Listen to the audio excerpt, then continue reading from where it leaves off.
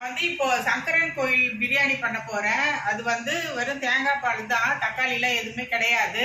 நான் அந்த ரெசிபி என்னன்னு உங்களுக்கு சொல்றேன். நீங்க நான் காமிக்கிறேன், நீங்க பாருங்க. சிக்கன் 3/4 கிலோ வச்சிருக்கேன். 3/4 கிலோ இருக்கு சிக்கன். இது வாஷ் பண்ணிட்டு நான் மஞ்சத்தூள் போட்டு அதை நான் வச்சிருக்கேன். நான் இது 3/4 கிலோ சிக்கன். அதுக்கப்புறம் சீரக சம்பா ரைஸ். அது 3/4 கிலோ சிக்கனுக்கு நான் 1/2 கிலோ சீரக சம்பா ரைஸ் வச்சுருக்கேன். நீங்கள் பாருங்கள், சீரக சம்பா ரைஸு 1/2 கிலோ வச்சுருக்கேன். இது 1/2 கிலோ சீரக சம்பா ரைஸ் 1/2 கிலோ. அதுக்கப்புறம் 1/2 முடி தேங்காய் எடுத்து அது பால் எடுத்து வச்சுருக்கேன். அதுக்கு தேவையானது இவ்வளோ தான். நம்ம தண்ணி ஊற்றணுன்ட்டு மெஷர்மெண்ட் இருந்தால் அதுக்கு நீங்கள் எவ்வளோ தேவையோ அந்த மாதிரி தண்ணி ஊற்றுங்க. நான் தேங்காய் பால் எடுத்து வச்சுருக்கேன். அதுக்கப்புறம் இஞ்சி பூண்டு பேஸ்ட் வச்சுருக்கேன். அதுக்கு நம்ம 3/4 கிலோ சிக்கனுக்கு 1/2 கிலோ அரிசி போட்டு எவ்வளோ செய்கிறேன் இல்லையா, அதுக்கு நான் இஞ்சி பூண்டு பேஸ்ட் வச்சுருக்கேன். அதுக்கப்புறம்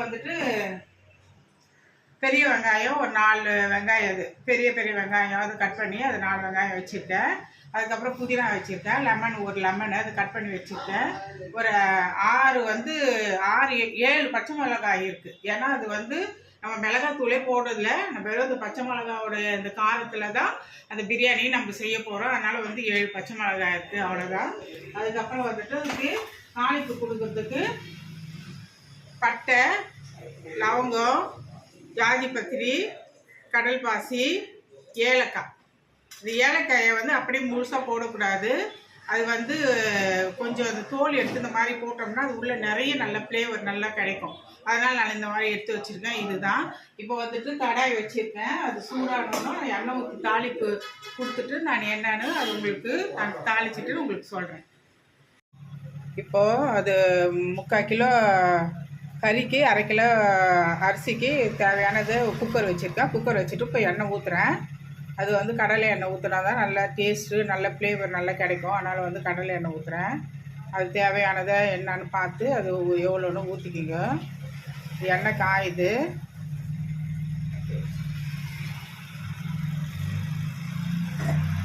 இப்போ அந்த பட்டை, லவங்கம், ஏலக்காய், ஜாதி பத்திரி, அன்னாச்சி பூ எல்லாம் நான் அதில் போட்டுடுறேன்.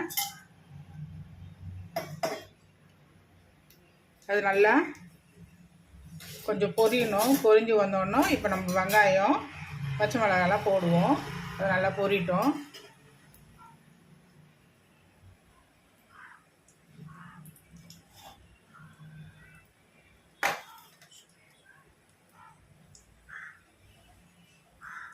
இப்போ வெங்காயம் போடுறேன்.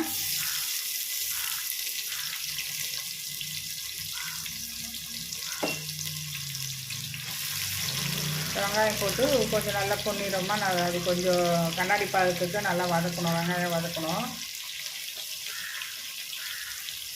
கூடயே பச்சை மிளகாய் போடணும். அப்புறம் போடணுமா?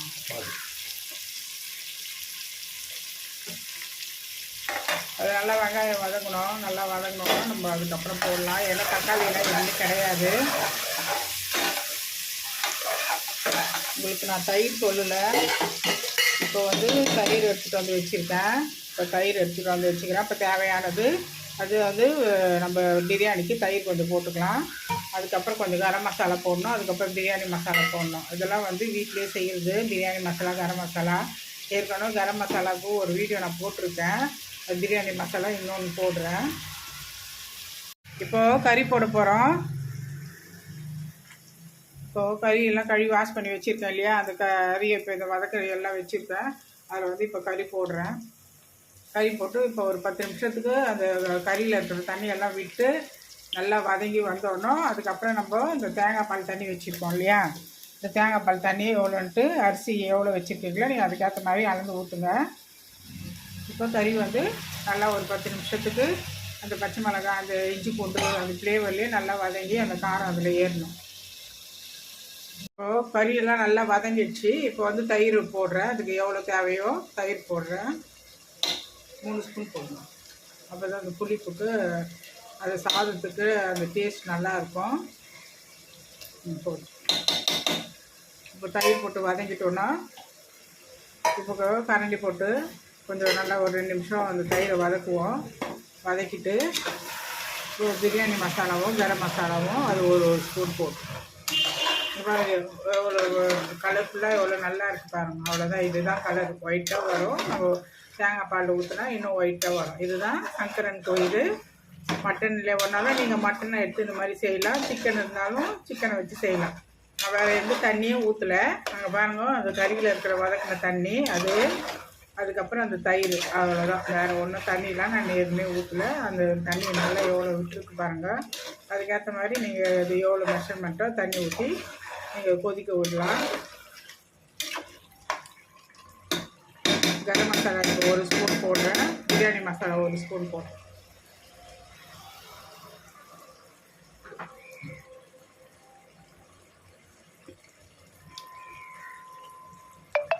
ஒரு ஸ்பூனு இது பிரியாணி மசாலா 1 ஸ்பூன் போடுறேன்.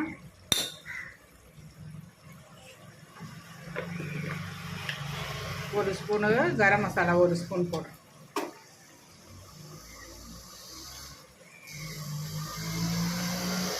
ஒரு ஸ்பூனு கரம் மசாலா 1 ஸ்பூனு, அவ்வளோதான். அது போட்டு நல்லா வதங்கணுன்னா இப்போ நம்ம எவ்வளோ இதுவோ அதை நம்ம அது போட்டுட்டு அது கொஞ்சம் சீரகம் சோம்புத்தூள் கொஞ்சம் போடுறேன். கொஞ்சம் ஃப்ளேவர் கொஞ்சம் நல்லா இருக்குன்னு சொல்லிவிட்டு இப்போ அதை நல்லா வதக்கி விட்டுட்டு இப்போ தேவையானது உப்பு போட்டிங்களா? உப்பு போட்டு இப்போ அதுக்கு தேவையானது உப்பு போட்டு நல்லா ஒரு வதக்கிட்டு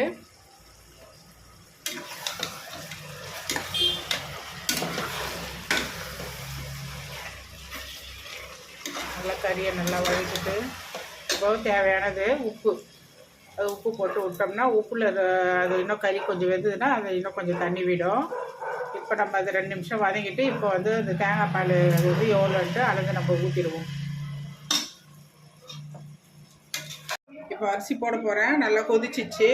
இப்போ தேங்காய் பால் ஊற்றிட்டேன், லெமனை போட்டுட்டேன். இப்போ நல்லா கொதிச்சு வருது. இப்போ வந்து அரிசி நல்லா கழுவி ஊற வச்சு ஒரு 10 நிமிஷம் வச்சுருக்கேன். சீரக சம்பா ரைஸ் போடுறேன். இது நான் வந்து குக்கர் வந்து விசில் போடல. நான் வந்து டம்மு தான் போடுறேன். அது டம்மு போட்டு விட்ருவேன். டம்மு போட்டுட்டு அதுக்கப்புறம் ரைஸை நான் உங்களுக்கு எப்படின்னு நான் காமிக்கிறேன் உங்களுக்கு.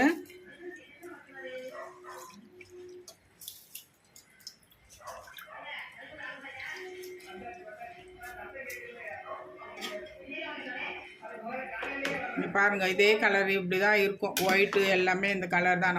நம்ம மஞ்சத்தூளும் போடல, மிளகாய் தூளும் போடல, தக்காளியும் போடல. இதுதான் சங்கரன் கோயில் பிரியாணி. நம்ம இந்த கலர்லேயே தான் இருக்கோம். அதுக்கப்புறம் நான் டம்மு போட்டு உங்களுக்கு காமிக்கிறேன். சாப்பாடு டம்மு போட்டு எடுத்துட்டு இப்போ பாருங்கள், இப்போது எவ்வளோ பலன்னு இருக்குது பாருங்கள். ரைஸு இவ்வளோ கலர் தான், இந்த கலர் தான் இருக்கும். சங்கரன் கோயில் மட்டன் ஓனாலும் நீங்கள் மட்டன் போட்டு செஞ்சாலும் இன்னும் பிரமாதமாக வேறு லெவல் இருக்கும். மட்டன் போட்டால் நான் வந்து சிக்கன் போட்டு செஞ்சுருக்கேன். நீங்கள் வந்து மட்டன் போட்டால் செய்யுங்க. இவங்க கறிங்கெல்லாம் நல்லா வெந்து நல்லா ரைஸு கறி எப்படி இருக்குது பாருங்கள். நல்லா உதிரியாக அது சீரக சம்பா சங்கரன் கோயில் சிக்கன் பிரியாணி. இது இந்த மாதிரி நீங்கள் வீட்டில் செஞ்சு பாருங்கள், சூப்பராக இருக்கும். இது எவ்வளோ பலன்னு இருக்குது பாருங்கள். ரைஸு ஒன்றோட ஒன்று ஒட்டில் பாருங்கள். தண்ணி நீங்கள் அது மாதிரி அளவாக வச்சு செய்யுங்க. நீங்கள் குக்கரில் விசில் போடணுன்னா கூட அது உங்களுக்கு விசில் எப்படி வருமோ அதுக்கேற்ற மாதிரி பார்த்து போட்டுக்கலாம் நீங்கள். நான் வந்து டம்மு போட்டு தான் எடுத்திருக்கேன். அவ்வளோதாங்க. கறியெல்லாம் பாருங்கள் நல்லா வெந்திருக்கு பாருங்கள். கறியெலாம் நல்லா வெந்து நல்லா சாப்பிட்டா நல்லாயிருக்கு. இப்போது சாப்பாடு ரெடி பண்ணிட்டேன். இங்கே பாருங்கள், இது வந்து சாப்பாடு சங்கரன் கோயில் சிக்கன் பிரியாணி, சீரக சம்பா சிக்கன் பிரியாணி. இது பாருங்கள் எவ்வளோ சூப்பராக இருக்குது பாருங்கள். கறி நல்லா வெந்திருக்கு, நல்லா சாப்பிட்டா நல்லா வெந்திருக்கு. இப்போ வந்து நான் சாப்பாடு வந்து சாப்பிட்டு பார்க்குறேன். எவ்வளோ உதிரியாக இருக்குது. சாதம் ரைஸ் நல்லா உதிரியாக இருக்குது. வேறு லெவலாக இருக்குது. செம்ம சூப்பர், வேறு லெவல். கறியெல்லாம் நல்லா வெந்திருக்கு. இந்த மாதிரி செஞ்சு பார்த்துட்டு எனக்கு எப்படின்னு என்னன்னு சொல்லுங்கள். கமெண்ட் சொல்லுங்கள் எப்படி இருக்குன்னு. சூப்பர், செம்ம சூப்பருங்க. சங்கரன் கோயில் சீரக சம்பா சிக்கன் பிரியாணி வீட்டில் செஞ்சு பார்த்துட்டு எனக்கு கமெண்ட் சொல்லுங்கள் அது எப்படி இருக்குன்னு. நீங்கள் கண்டிப்பாக செய்யுங்க இந்த மாதிரியான பிரியாணி. மிளகாத்தூள் வேணாம், தக்காளி வேணாம், எதுவுமே வேண்டாம். இந்த மாதிரி செஞ்சு பார்த்துட்டு எனக்கு சொல்லுங்கள். செம்ம சூப்பராக இருக்குங்க. தேங்க்யூ.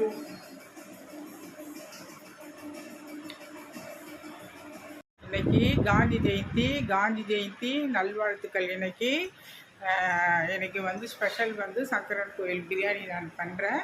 அது வந்து நீங்கள் செஞ்சு பாருங்கள். ஏன்னா வீட்டில் வந்துட்டு எல்லாம் இன்னைக்கு லீவுனால அந்த மாதிரி ஒரு பிரியாணி செய்யுங்க. நான் இன்றைக்கி வந்து சிக்கன் பிரியாணி உங்களுக்கு செஞ்சு காமிக்கிறேன். அது நீங்கள் அந்த பிரியாணி நீங்கள் செய்யுங்க வீட்டில் இன்னைக்கு.